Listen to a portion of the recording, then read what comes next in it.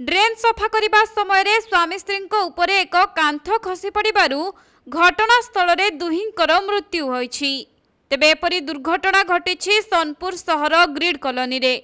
मृत दुई श्रमिक पति पत्नी होइथिबा बेले सेमाने सुबलया थाना बड़खमर पंचायत अंतर्गत राधापुर ग्रामर मनु मिर्धा एवं तांको पत्नी दुर्लभ मिर्धा बोली जनापड़ी। तेबे सोनपुर ग्रिड कॉलोनी रे जाइथिबा ड्रेन को सफा करने समय रे पाखरे थिबा एक कांथ उभय स्वामी स्त्री उपरे पड़ जाइथिला। फलरे सही ड्रेन तले चापी होई जाइथिले उभय पति पत्नी। खबर पाई दमकल बाहिनी कर्मचारी माने घटनास्थल रे पहुंची उभयंकु गुरुतर अवस्था रे उद्धार करी मुख्य डाक्तरखाना को नैथिले, किंतु सेठारे डाक्तर सेमानंकु मृत घोषणा करिथिबा जना पड़िछि।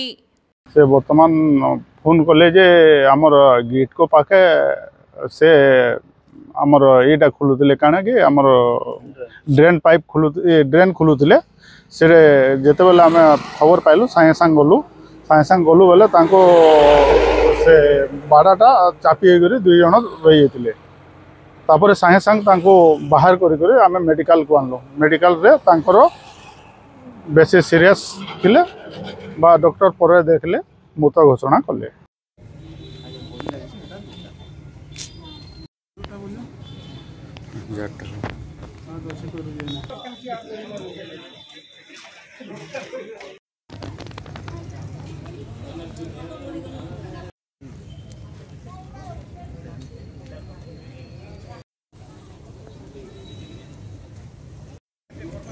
सुवर्णपुर जिला प्रतिनिधि पीतांबर महापात्र रिपोर्ट कोणार्क लाइव।